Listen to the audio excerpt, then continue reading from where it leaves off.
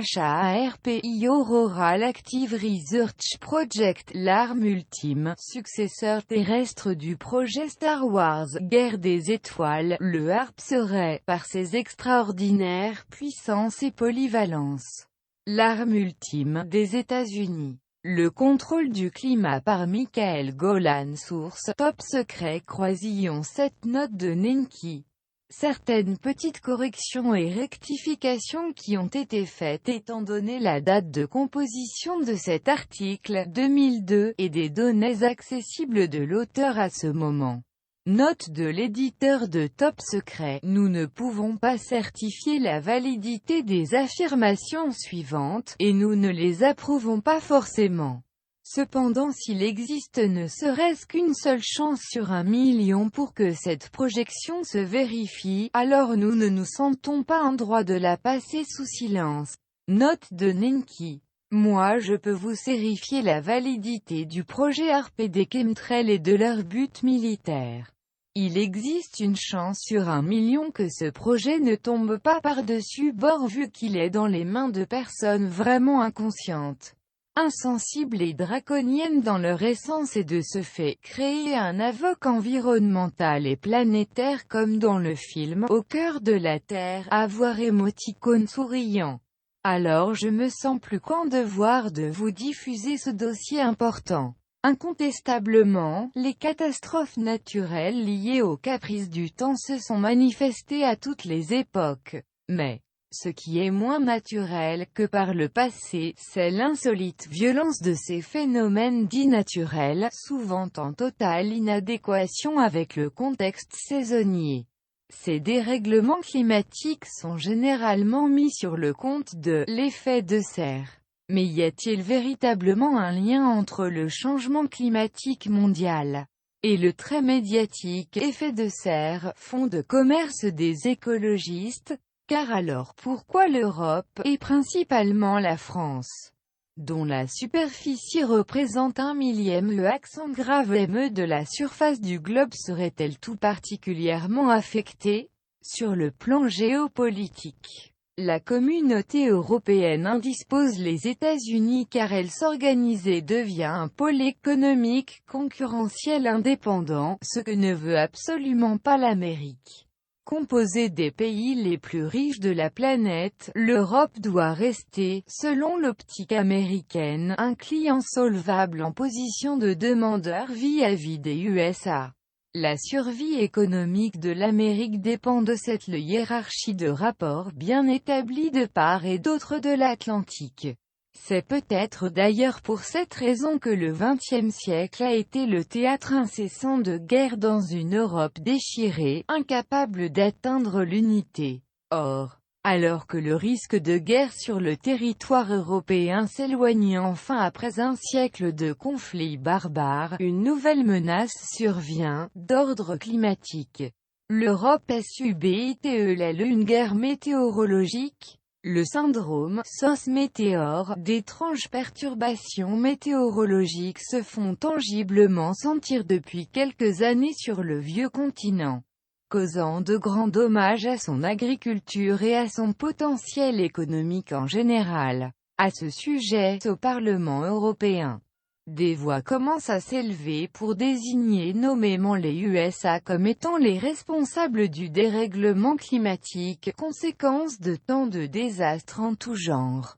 L'Europe des 15 s'inquiète de la politique intransigeante des USA en matière de prévention des pollutions industrielles. Margot Wallström, commissaire européen, chargé de l'environnement, affirme « Les États-Unis sont les principaux coupables du changement climatique ».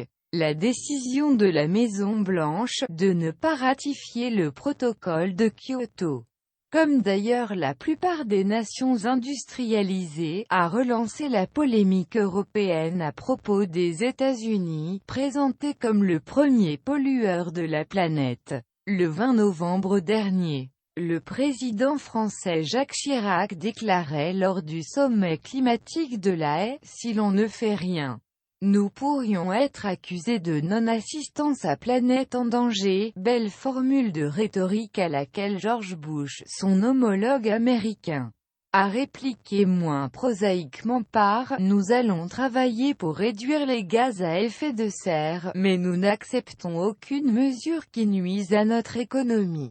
Langage diplomatique pouvant se traduire par « Nous restons maîtres chez nous, et n'avons de conseils à recevoir de personne ». Et si toute cette hystérie à propos de l'effet de serre n'était qu'une gigantesque opération d'intoxication de l'opinion internationale, un rideau de fumée médiatique? En réalité, les événements relatifs à ces phénomènes climatiques sont traités de manière factuelle. Aucun reportage d'investigation destiné à comprendre les causes réelles de tous ces désastres n'a jamais été vu sur aucune chaîne de télévision. Les différentes mesures pour pallier aux problèmes ressemblent à de la poudre aux yeux, c'est du grand art en matière de manipulation des foules. Et les raisons évoquées à ce dérèglement planétaire s'apparaissent.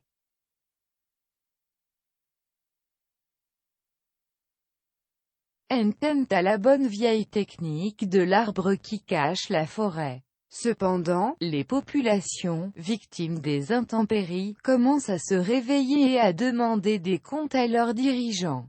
En France, quelque peu gêné par le chorus des sinistrés de la Somme, le gouvernement a ordonné la création d'une commission d'enquête, autre procédé bien connu, avec la cellule de crise. Il n'y a plus de saison. Chaque année, le continent européen, qui n'a pourtant rien d'un climat tropical propice aux cyclones et à la mousson, est le théâtre de manifestations étranges. Les régions d'Europe les plus touchées sont la Grande-Bretagne et le Portugal, précipitations considérables. L'Espagne, sécheresse endémique. La France, un mois de pluies ininterrompues, maintenant à sec et en cuisson. La Russie, inondations spectaculaires, ayant nécessité le déplacement de 20 000 personnes. Et température caniculaire à Moscou en 2001. Toute cette violence des caprices du temps suggère cette réflexion. Sommes-nous en plein syndrome SOS-METEORES, référence faite à l'adresse d'Edgar Pierre Jacob, véritable Jules Verne de la bande dessinée? Ce visionnaire a exploité tous les thèmes, y compris celui d'une guerre météorologique contre la France, guerre météorologique menée par une grande puissance maîtrisant une terrifiante technologie d'émission destinée à manipuler le climat. Cela grâce aux travaux d'un savant fou, le professeur Miloche. Au cinéma comme dans la bande dessinée, la science-fiction fait très souvent irruption dans notre quotidien. En l'occurrence par une météorologie chroniquement insolite que les médias tentent de camoufler par des bulletins météo rassurants. À ces subterfuges médiatiques, répond la préoccupation de plusieurs députés du Parlement européen. Ces sommités impartiales ont suffisamment pris conscience de la réalité de ces phénomènes climatiques bizarres, pour aller jusqu'à soupçonner l'armée américaine de se livrer à des expériences sur la haute atmosphère, notamment au moyen de puissants émetteurs de radio dont les ondes ultra-courtes modifieraient la texture. De tels phénomènes seraient le résultat d'un projet scientifique dénommé HARP, acronyme de Height Atmosphere Auroral RESARCH Project, ce qui, dans la version officielle du programme, signifie recherche dans le domaine des hautes fréquences appliquées aux aurores boréales. Un expert en énergie, Grattan Illy, conseiller auprès des parlementaires, rassemble pour l'instant les pièces accusatoires pour instruire l'enquête sur cet obscur projet scientifique. Le rapport du GRIP de Luc Manpaet est remarquable à ce propos, car il expose fort exhaustivement les résultats de toutes les recherches et enquêtes concernant le programme en HARP. Ce programme d'investigation, visant à mettre en cause une grande puissance, est orchestré par Magda Ohalvoet, une eurodéputée belge, présidente du groupe des Verts. Elle œuvre afin que le Parlement européen fasse pression, via l'OTAN, sur les États-Unis, et qu'ils répondent enfin à toutes les questions relatives au projet HARP. Par ailleurs, D'autres scientifiques, chercheurs, journalistes et militants écologistes jouent au détective avec l'armée américaine dans l'espoir de découvrir le véritable aspect du projet HARP. Présenté comme un inoffensif programme de recherche par l'US Air Force et la Navy. Aux États-Unis, le projet HARP ne fait pas l'unanimité. Des citoyens américains s'insurgent contre l'utilisation d'un tel procédé scientifique. C'est le cas du Dr Rosalie Bertell, personnalité scientifique de haut niveau. Sous l'administration Reagan, elle avait été désignée pour étudier les effets du projet d'armement Star Wars. Elle est actuellement consultante pour le Parlement européen qui enquête sur la véritable nature du projet HARP. En 1995, un livre dénonçant le projet HARP, publié aux USA, à plus de 25 000 exemplaires, a fait sensation. Il s'agit de l'ouvrage Angels Don't Play with HARP, co-rédigé par deux auteurs, le docteur Nick Begir, écologiste, et John Manning, spécialiste des énergies dites non conventionnelles. Ce livre est heureusement traduit en français au Québec, chez Louise Courteau éditrice et est disponible sur le site de http://conspiration.cc, mais le problème en HARP continue d'être inconnu du grand public. Aux États-Unis, l'existence du HARP a été révélée au public par de nombreux articles dans les journaux, ainsi que par des émissions de télévision. Depuis, une longue cohorte d'opposants manifeste leur désapprobation face au projet. Parmi ces opposants, deux scientifiques ont apporté leurs précieuses connaissances à la rédaction des ouvrages consacrés au HARP. Il s'agit du chimiste Richard William et du professeur Zielinski, physicien allemand, spécialiste de l'électronique quantique. Or on sait aujourd'hui que toute l'efficacité du dispositif HARP réside dans l'utilisation de cette électronique d'avant-garde. Selon ces spécialistes, les énormes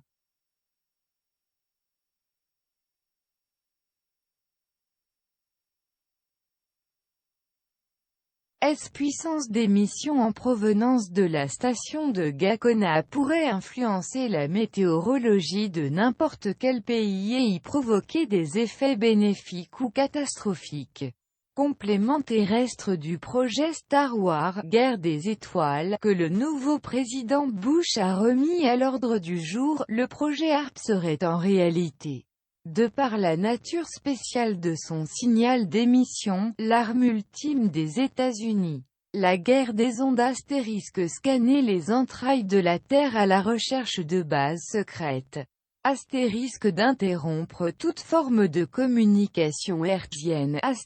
D'influencer les comportements humains. De modifier la météorologie.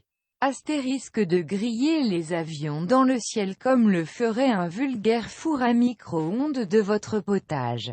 De provoquer des tremblements de terre ou des explosions aussi puissantes qu'une bombe atomique. Derrière ce projet HARP se cacherait donc une arme terrifiante, car, selon la bande de fréquence utilisée, très haute ou très basse, le système aurait la possibilité de provoquer à distance des effets particuliers sur l'environnement tels que scanner les entrailles de la Terre, interrompre toute forme de communication hertzienne, guerre du Golfe en 1991, influencer les comportements humains, guerre du Golfe, Afghanistan. Modifier le climat, désintégrer tout engin volant dans l'atmosphère, Star Wars, provoquer des tremblements de terre, des orages dévastateurs, des explosions puissantes en altitude, guerre du Golfe. À l'origine de ce projet HARP, se trouve le père fondateur du système Bernard Eastlund, physicien au Massachusetts Institute of Technology. Les recherches de Bernard Eastlund se sont inspirées des travaux de Nikola Tesla, savant croate du début du siècle à qui l'on doit les découvertes sur l'énergie ionosphérique. Auteur de nombreuses découvertes scientifiques, comme le courant alternatif, prix Nobel de la science.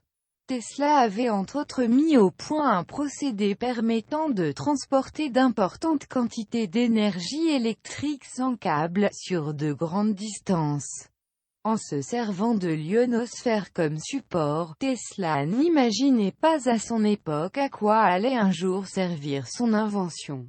Quelques décennies plus tard, en améliorant le dispositif grâce à l'apport de l'électronique, Eastlund réussit à s'attribuer la paternité du projet. Le procédé HARP était né. Le brevet américain, portant le numéro 4 686 605 lui a été remis le 11 août 1987. Entre 1986 et 1994, Bernard Eastlund déposa 12 brevets, lesquels constituent la structure du projet HARP et de ses technologies dérivées en matière d'armement.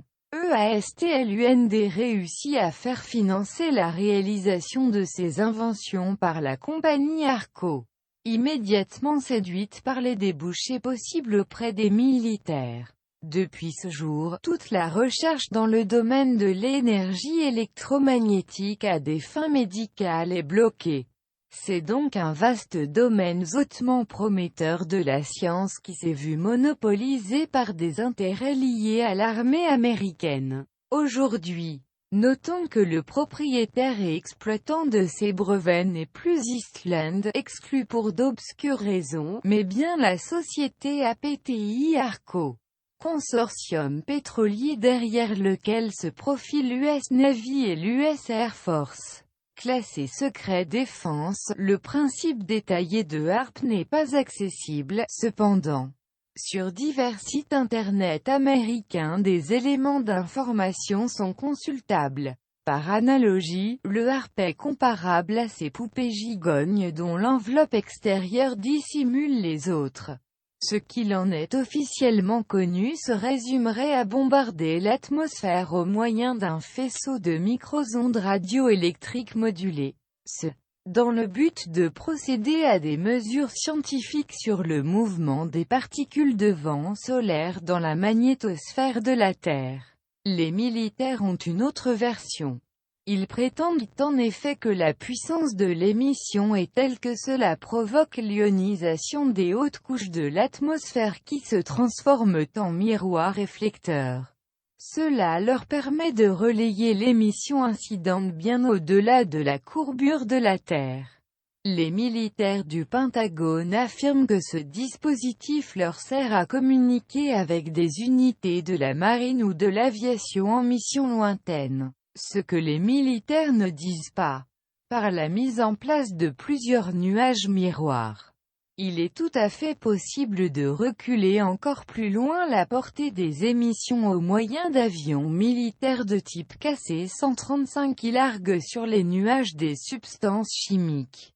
Ce procédé nommé cloudseeding permet de modifier la texture de la vapeur d'eau qui, si elle devient réfléchissante, s'accompagne de fortes précipitations. L'écran réflecteur ainsi créé va relayer les ondes de la station de Gakona qui vont arroser la zone déterminée d'une région. Un autre procédé consiste à réaliser un écran réflecteur par le largage de microfibres d'aluminium que les puissantes émissions du HARP maintiendront en altitude, voire top secret numéro 5, naturellement.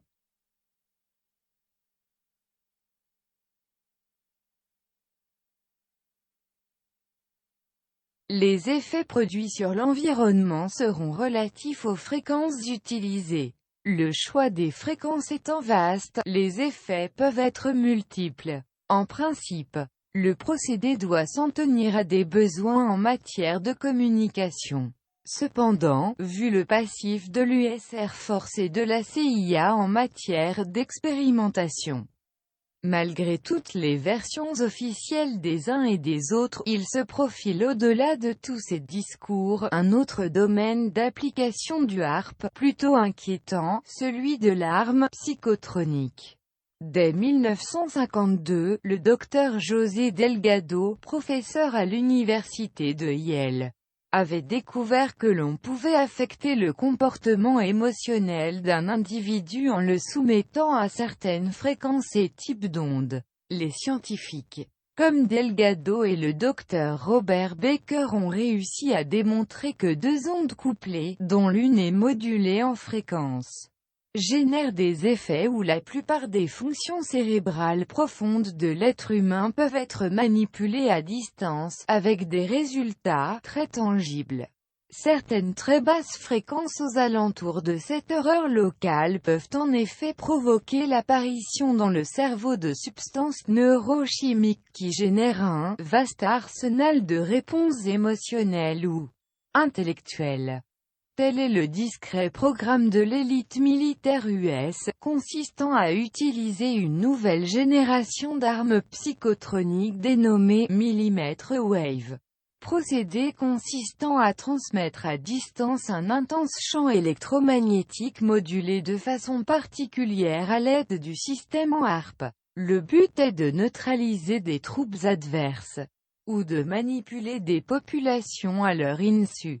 On notera à ce propos l'étonnement de nombreux commentateurs qui se sont interrogés sur la résistance acharnée d'une petite ville comme Qasr qui a tenu 15 jours face aux forces de la coalition, tandis que les défenses de Bagdad s'effondraient au bout de quelques heures. Autre exemple, en arrivant en Afghanistan, les volontaires étrangers étaient bien décidés au sacrifice ultime pour défendre le régime taliban. Or la majorité de ces hommes se sont finalement rendus sans combattre.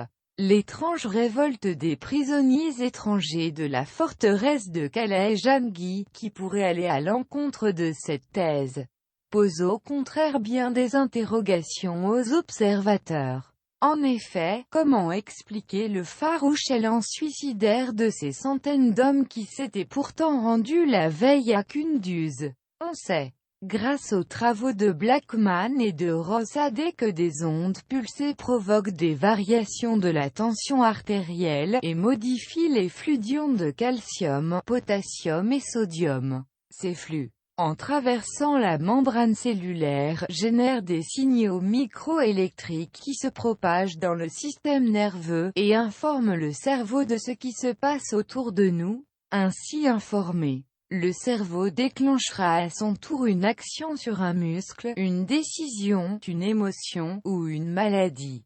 De plus, ces ondes pulsées modifient le pH sanguin et affaiblissent le système immunitaire humain. Depuis 1964, les militaires s'intéressent de près à l'utilisation de ces ondes.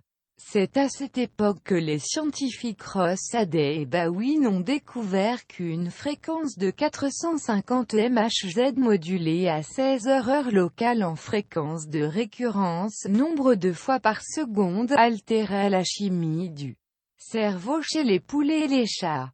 Appliqué à l'ensemble des mammifères, il était évident pour l'armée que l'utilisation de ces ondes pouvait être une arme terriblement efficace.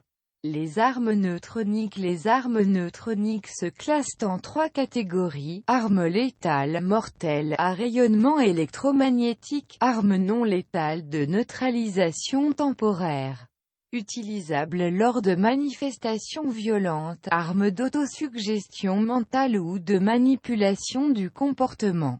Les stratèges du Pentagone sont résolument favorables à l'utilisation de tels procédés.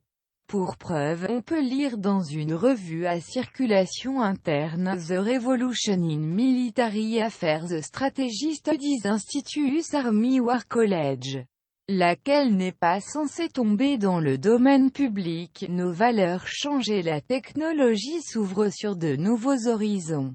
Il y a peu, pendant la guerre froide, les opérations psychologiques et l'armement psychologique étaient encore primitifs.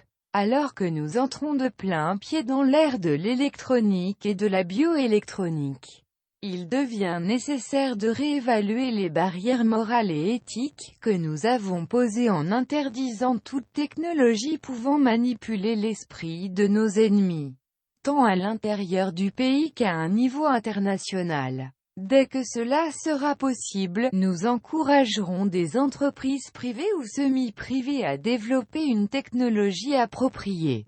Nous pouvons agir de même avec les nouveaux types d'armements comme les armes biologiques incapacitantes et les armes psychotechnologiques avancées. La réalité dépasse parfois les meilleurs films de science-fiction. Depuis leurs bases implantées en divers lits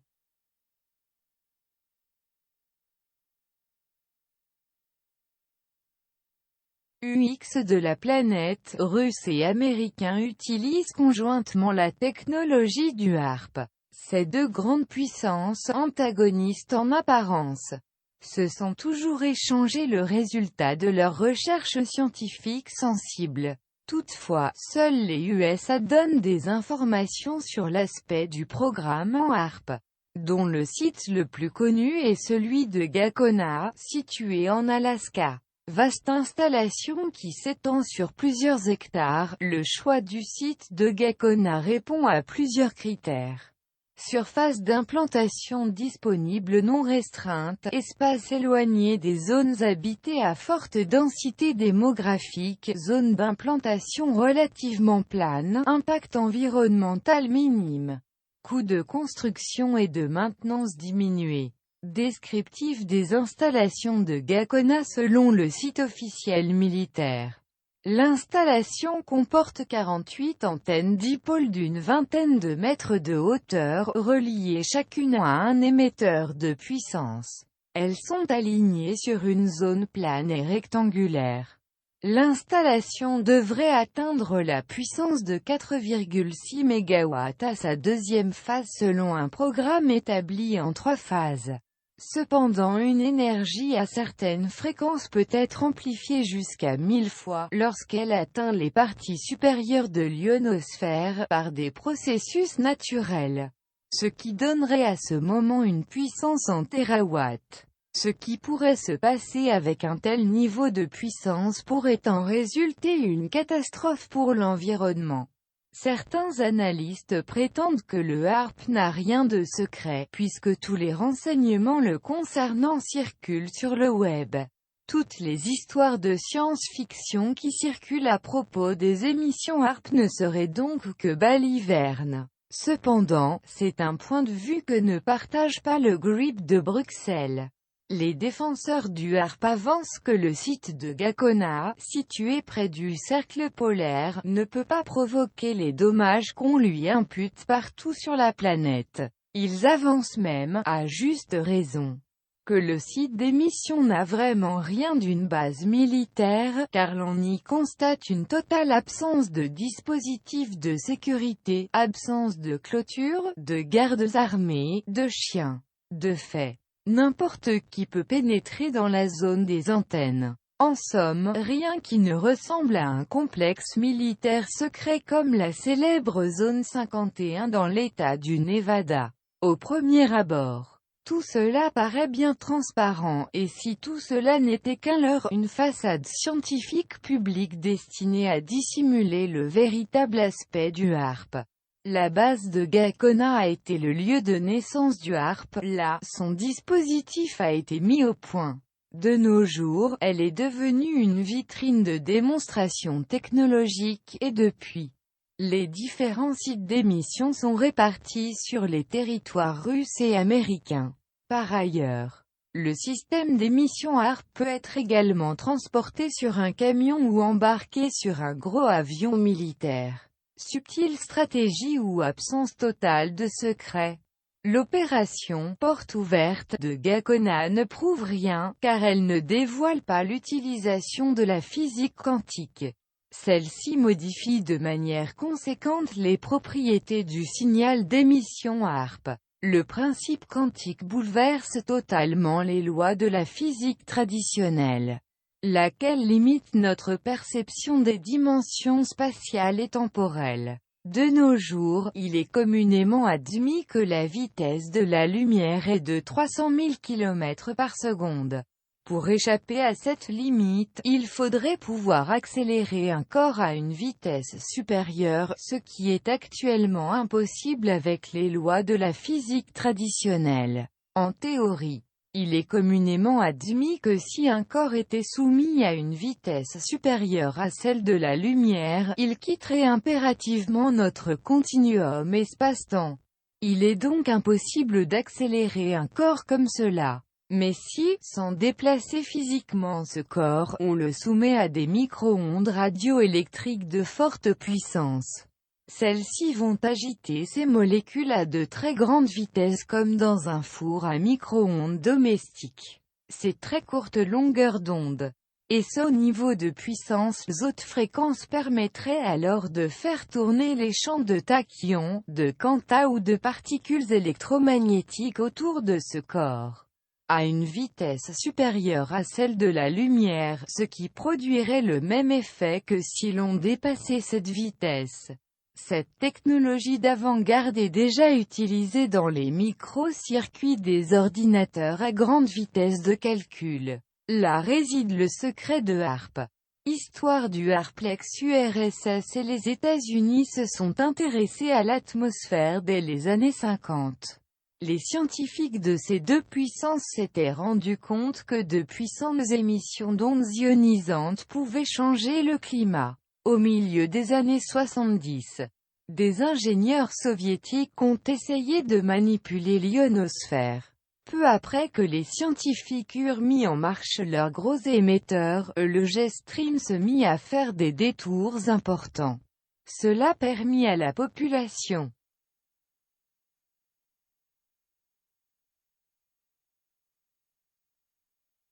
de l'Alaska de se prélasser dans un hiver exceptionnellement chaud. Pour la première fois, la neige tomba à Miami et aux Bahamas, pratiquement au niveau de l'équateur. Cette expérience permit à l'URSS d'avoir un hiver exceptionnellement doux. Provoquer un type de temps dans une région où un pays ne serait possible qu'en diminuant son potentiel dans un autre endroit. En 1973, le Honduras accusa les États-Unis de voler sa pluie et de provoquer une grande sécheresse en détournant artificiellement l'ouragan Fifi pour sauver l'industrie touristique de la Floride. Cet ouragan a causé les plus grands dégâts jamais vus dans l'histoire du Honduras. Le Salvador, subissant le fléau de la sécheresse, a porté des accusations similaires contre les États-Unis. De même, le Japon a prétendu qu'on lui avait volé le peu de pluie nécessaire à toute vie, en déclenchant le typhon à Guam. La Rhodésie ainsi qu'Israël furent accusés par les nations voisines de leur voler la pluie. Le journaliste américain Lowell Pont cite dans The Cooling les propos que lui auraient confiés des fonctionnaires de l'armée. D'après ses confidences, des avions américains auraient mis fin à l'aridité de terre située aux Philippines et aux Açores, tout en refusant, au gré de leurs intérêts, de remédier à la sécheresse de plusieurs pays de la zone du Sahel africain. Pont décrit également le programme soviétique consistant à modifier de manière tangible les conditions atmosphériques au-dessus de leur territoire afin d'augmenter leurs productions agricoles. Selon une rumeur, l'énorme bouleversement météo de 1982, 83e causé par El Niño, dans l'océan Pacifique, aurait été provoqué par une action soviétique sur l'ionosphère. Curieusement, lorsqu'El Niño revint en 82, 83e, ses effets habituels n'étaient plus du tout les mêmes. Les alizés à l'équateur, qui soufflent d'est en ouest dans l'hémisphère sud, furent inexplicablement refoulés. Cela eut pour effet de retenir les courants d'eau chaude qui s'écoulent normalement vers l'Asie. L'eau se mit alors à refluer et à s'accumuler devant la côte ouest de l'Amérique du Sud. Ce revirement aurait provoqué des pluies diluviennes au Pérou, de même que les tornades dans le sud de la Californie et le long de la côte est de l'Amérique du Nord et de l'Alaska. En décembre 1974, Howard Benedict de l'Associated Press à Washington rédigeait un rapport sur le thème de la guerre météorologique intitulé « The Weather a a Secret Weapon », le climat, une arme secrète. L'article de Bénédicte expliquait pourquoi les porte-paroles américains et russes avaient nié l'existence de telles armes. S'il avait dit « Nous possédons des super-armes météorologiques », il est facile d'imaginer la réaction des populations. La moindre anormalité du temps leur aurait fait dire « C'est la guerre ». Ne pas affoler les opinions des populations est une priorité.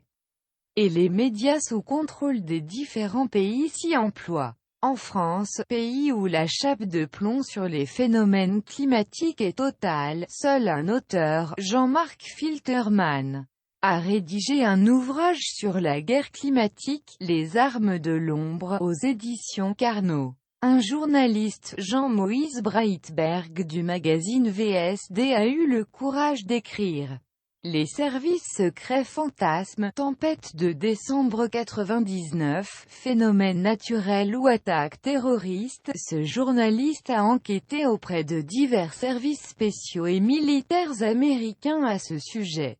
Il révèle que dès 1970, Zbigniew Brzezinski, alors directeur de la sécurité nationale du président Carter, publiait un livre, Between Two Age, sur la possibilité de contrôler le climat. Dans cet ouvrage, ce directeur de la NSA a tout simplement dévoilé le programme militaire de la nouvelle guerre secrète, une guerre invisible totale, destinée à ruiner les différents secteurs de production des pays concurrents des USA. Les techniques de la modification du climat pourraient être utilisées pour produire des périodes prolongées de sécheresse ou d'orage. Key Weapon for Bill War. Telle serait la très discrète stratégie des États-Unis dévoilée par un haut fonctionnaire du Pentagone. Réaction de l'Europe depuis octobre 1998. Le GRIP à Bruxelles dispose d'un observatoire appelé Forces armées et environnement qui a pour objectif d'étudier l'impact des activités militaires sur l'environnement politique, économique, juridique, scientifique et éthique. Le GRIP considère que le projet HARP, en raison de son impact général sur l'environnement, est un problème d'une portée mondiale, et demande que ses implications juridiques, écologiques et éthiques soient examinées par un organisme international indépendant. Cet organisme déplore que le gouvernement des États-Unis ait à maintes reprises refusé d'envoyer un représentant pour apporter un témoignage sur les risques que comporte pour l'environnement et la population le projet HARP, et demande que soit établi un accord international visant à interdire à l'échelle mondiale tout développement et déploiement des armes qui pourraient ouvrir la porte à toute forme de manipulation de l'homme. Malheureusement, pour l'instant, aucune force n'est en mesure de contrer la montée en puissance de l'Amérique dans la réalisation de son plan de domination mondiale. L'autre menace, le signal HARP, a été étudié par un radio-amateur californien de San Jose, Mr. Smith. Sa station de réception munie d'un analyseur de spectre est située à environ 5000 rails de l'émetteur de Gakona, en observation nocturne du signal. Mr. Smith a relevé que la porteuse du signal était de 3,39 MHz et d'une durée de 6,25 secondes terminée régulièrement par une amplitude en fréquence 0,9 à 10 MHz. Le signal d'émission est espacé ensuite par une pause de 15 à 30 secondes. Un dispositif spécial est nécessaire pour entendre le signal du HARP dont le bruit est semblable à celui d'un chalumeau à souder, très proche du bruit de souffle de récepteur. Note de Nenki. Ce signal HF est réservé, au Canada en tout cas, aux signaux horaires du Conseil national de recherche. Toute la bande HF, 3 MHz jusqu'à 29,9 MHz, est subdivisée pour ce conseil et la radio amateur par le CRTC. Un ami possède la liste officielle complète des attributions des radiofréquences canadiennes issues d'Industrie Canada, VLF jusqu'au EHF. Aux États, ils utilisent peut-être cette fréquence pour jouer on sait quoi, mais reste que 3,39 MHz, c'est du HF au-dessus de notre capacité d'audition. Autre chose, si cette musique de 3,39 MHz est jouée avec assez d'amplitude et dépasse la frontière jusqu'à chez nous, au Canada, on peut conclure 100% que le fédéral est au courant par le CRTC qui surveille et régularise l'utilisation des radiofréquences sur le territoire car c'est en plein dans la bande de fréquences utilisée. Pour les signaux horaires du Conseil national de recherche, il doit être détecté, filtré suramplifié et restitué au moyen d'un haut-parleur, type canon de basse, tel que ceux utilisés dans la chaîne de restitution sonore du cinéma THX. Le résultat fait penser au bruit de fond de l'océan, auquel viendrait s'ajouter une sensation de tremblement de terre. Les scientifiques officiels affirment que la capacité d'émission du réseau HARP dans la bande Elf est 11 millions de fois plus faible que le bruit de fond naturel atmosphérique. Ces brillantes sommités cartésiennes devraient s'interroger sur le but que poursuivent dans ce cas les opérateurs du programme en HARP. Pourquoi investiraient-ils un budget de 200 millions de dollars ?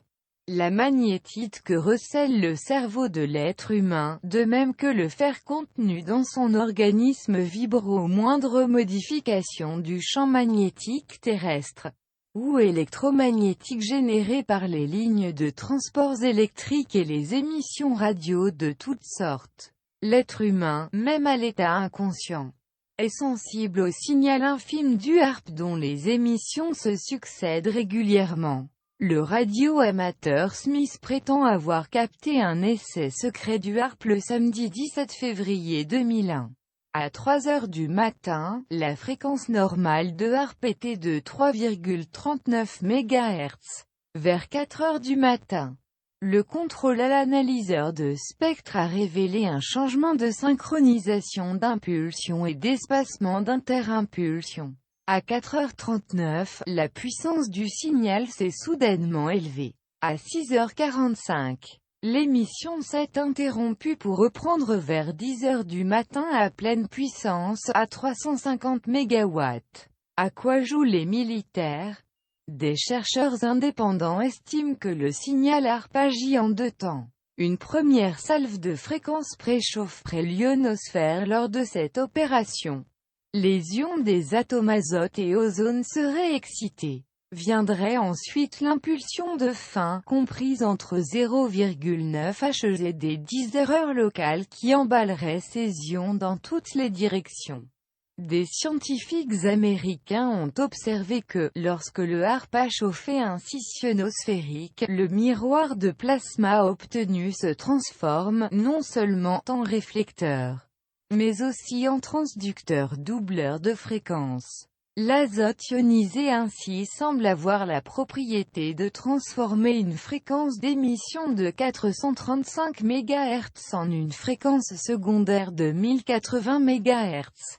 Un physicien nucléaire a observé que la fréquence de 1080 MHz est approximativement de 2,7 fois celle de 435 MHz. Or, 2,7 est la proportion de l'azote dans l'atmosphère. Le risque serait que des sujets biologiques exposés à des fréquences de 1080 ou 435 MHz souffriraient d'un empoisonnement à l'azote, assorti d'une destruction chronique des gaines de myéline qui protègent les nerfs du cerveau. Une autre particularité de ces fréquences serait leur propriété d'agir sur la génétique de l'être humain, car la fréquence de 1100 MHz résonnerait avec l'ADN. Cette structure en forme de double spirale est la base moléculaire de toute vie biologique et contient de l'azote comme ingrédient primaire. La fréquence de 450 MHz serait également proche de celle de la conscience humaine et de notre réalité spatiale et temporelle. Ces mystérieuses émissions HAARP auraient-elles vraiment ces zinc?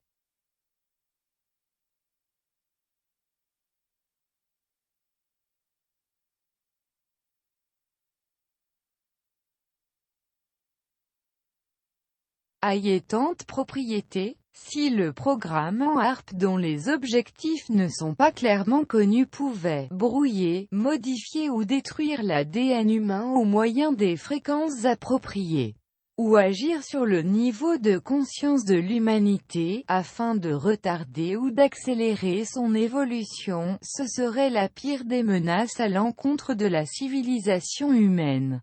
Les USA détiendraient alors l'arme suprême de domination mondiale.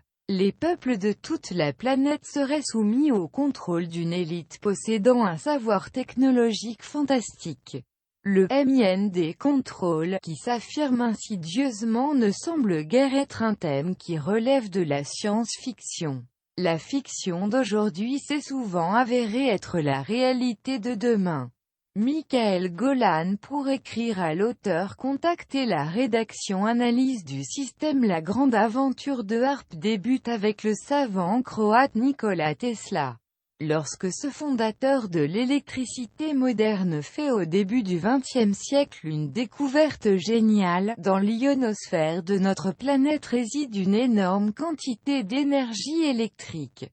Cliquez pour agrandir l'image. L'atmosphère se comportant comme un diélectrique isolant, Tesla en a déduit que l'ensemble, ionosphère, air, terre constituait un gigantesque condensateur électrostatique naturel. Le principe basique du HAARP réside tout simplement là. Capter cette énergie ionique pour la redistribuer d'une certaine manière, et modifiant la densité du diélectrique naturel de l'atmosphère terrestre, cela provoque une décharge électrique contrôlée. Cette opération rabat les charges électriques ionisées positives vers le sol négatif de la Terre qui les attire. De nos jours, c'est ce que font discrètement les opérateurs américains du HAARP. Transporter de grandes quantités d'électricité au moyen du véhicule des ondes radioélectriques. Ce processus est réalisé en pointant un faisceau d'émissions radiodirectif de forte puissance vers le bouclier ionosphérique. Celui-ci se met alors à résonner, tel un simple circuit à cordes self-condensateur. Les atomes ionisés de la haute atmosphère se mettent à osciller puis s'emballent sur leur fréquence de résonance. Cliquez pour agrandir l'image. C'est alors que le site ionosphérique visé se transforme en plasma et devient réfléchissant tel un miroir. L'onde HAARP est ainsi renvoyée vers le sol. Affecter de nouvelles propriétés. Les dipôles d'émission du champ d'antenne de Gakona sont assemblés en forme de croix. Ce procédé polariserait le signal d'émission HF de telle sorte qu'il se propagerait en spirale. C'est ce mouvement d'onde tournante qui arracherait les ions prisonniers de l'ionosphère. Les charges électriques récoltées seraient alors transportées dans l'espace au moyen de l'électrojet à haute densité de plasma. Ces vagues d'ondes électromagnétiques, animées d'une grande vélocité, présentent une trajectoire perpendiculaire aux lignes de champ magnétique de la Terre en se déplaçant d'un pôle à un autre. Au cours de leur voyage dans la tropopause, elles provoqueraient crescendo une cascade d'effets climatiques. Toutes ces explications vulgarisées à propos du HAARP sont nécessaires pour comprendre comment les vagues d'électrojets chargés d'énergie auraient la faculté d'agir sur les anticyclones, ces masses d'air froid chassées des pôles qui agissent sur le climat des régions tempérées. PROPRIETES. Des armes neutroniques. Les armes neutroniques ont des ondes aux effets polyvalents. Elles pourraient neutraliser les missiles balistiques, programmes SDI, ainsi que les systèmes électroniques et informatiques. Certaines de ces armes de l'ombre auraient, selon les recherches et expérimentations du Dr Allen Frey, la capacité de provoquer des ruptures d'anévrisme ou des arrêts cardiaques. Cela avec de très grandes puissances d'émission, aux fréquences extrêmement basses. Le Dr Rosalie Bertell affirme que les USA expérimentent à l'insu de tous et au mépris des conventions internationales les effets de ces ondes depuis plus de 40 ans. Ainsi, de nombreux projets se sont succédés: Argus, 1958, Starfish, 1962, Solar Power Satellite, 1968 à 1978, Shuttle Experiment, 1985, Mighty Hawks, 1986, Desert Storm, 1991. Principe quantique du harpe. En physique quantique, les oscillations moléculaires modifient la gravité des particules et la densité des corps. Qu'il s'agisse de tout le spectre des ondes radioélectriques, du froid, du chaud, des objets, des humains et de leur perception biologique. Tout est lié à la vitesse des électrons orbitant autour des noyaux composant les diverses molécules. Si un savant inventait un dispositif permettant de modifier à son gré la vitesse des particules qui gravitent autour des noyaux atomiques, constituant un objet par exemple, ce dernier pourrait changer de forme, traverser un mur, changer d'époque ou devenir invisible. Théorie aberrante du point de vue de la physique traditionnelle. Les scientifiques avant-gardistes admettent cependant que l'écoulement de temps dépend de la gravité. Accent aigu ou de la puissance d'un champ magnétique. Un champ intense peut courber la lumière ou l'absorber, tels les trous noirs de la galaxie. Du coup, l'évaluation d'une distance est faussée, ainsi que le temps nécessaire pour franchir une distance. Cette théorie peut expliquer pourquoi une puissante émission d'un signal radioélectrique codé génère un champ magnétique, ou une onde de nature particulière, pouvant agir sur l'environnement, jusqu'à modifier le climat. Catastrophe naturelle ou attaque militaire. Dans la nuit des 25 et 27 décembre 1999, deux tempêtes d'une violence exceptionnelle s'abattaient sur la France, alors que le pays s'apprêtait à célébrer le passage à l'an 2000. Ces tempêtes représentaient un phénomène météo très inhabituel. Les modélisations 3D réalisées par Météo France montrent à quel point la configuration météorologique avait l'efficacité d'une machine de guerre. Rappelons que l'existence des armes climatiques a été implicitement reconnue dans un traité international de désarmement. Un traité international adopté en 1977 sous le nom de « Convention ENMOD » interdit en effet expressément le développement d'armes de nature à influencer le climat. Le fait que ce type d'armes soit mentionné dans cet accord indique que leur existence n'est pas de la science-fiction. Ces tempêtes de décembre 1999 pourraient donc avoir été provoquées par une arme climatique, utilisée afin de sanctionner l'attitude récalcitrante de la France sur la mondialisation, les OGM. Et le traité de l'AMI. Le principe central de l'AMI est de créer tout un ensemble de droits nouveaux pour les multinationales, au détriment des États et des populations, et sans aucune obligation en contrepartie. Cet accord économique international a été négocié dans le plus grand secret depuis 1995 sous l'égide de l'OCDE. Ces tempêtes ont été suivies par un virage à 180 degrés de la politique du gouvernement de Lionel Jospin au sujet de la mondialisation et des OGM.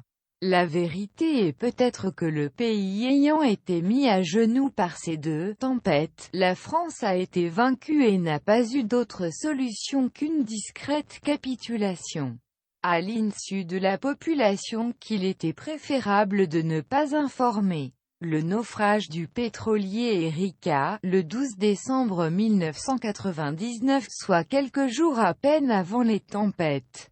Naufrage dont les médias n'ont pas assez souligné les circonstances douteuses, n'était-il pas une signature des événements calamiteux qui allaient frapper la France quelques jours plus tard? Le nom du navire Erika fait penser à un code symbolique d'identification, I-America qui se prononce America. Pour l'anecdote, un cyclone tropical baptisé Erika dévasta la Nouvelle-Calédonie le 14 mars 2003, entraînant des frais considérables pour la France. Rappelons qu'un mois auparavant, Dominique de Villepin avait demandé que se tienne, le 14 mars justement, une séance du Conseil de sécurité à l'ONU destinée à évaluer la situation sur l'Irak. Inutile de dire que cette séance n'eut jamais lieu, la guerre en Irak étant devenue inévitable à cette date. De même, faut-il interpréter comme un avertissement le tremblement de terre survenu en France le 22 février 2003 et ressenti jusqu'en Allemagne? Deux pays européens largement engagés contre la logique de guerre américaine. Et que dire du viol tremblement de terre survenu en Chine aussitôt après une visite de Colin Powell venu chercher, en vain, le soutien du gouvernement chinois? L'histoire contemporaine regorge de ces coïncidences. Harpe, arme de l'Apocalypse. Le mot « harpe » apparaît 53 fois dans 50 versets sur l'ensemble des Écritures. 46 fois dans l'Ancien Testament et 7 fois dans le Nouveau, dont 5 pour l'Apocalypse uniquement. Et j'entendis du ciel une voix, comme un bruit de grosses eaux, comme le bruit d'un grand tonnerre, et la voix que j'entendis était comme celle de joueurs de harpe jouant de leur harpe. Apocalypse 14/2, et je vis comme une mer de verre, mêlée de feu, et ceux qui avaient vaincu la bête, et son image, et le nombre de son nom, debout sur la mer de verre, ayant des harpes de Dieu. Apocalypse 15/2, car nous n'avons pas à lutter contre la chair et le sang, mais contre les dominations, contre les autorités, contre les princes de ce monde de ténèbres, contre les esprits méchants dans les lieux célestes. EPH 6/12. Cette prophétie biblique concernant les puissances de l'air et les puissances d'égarement semble curieusement désigner le projet HARP.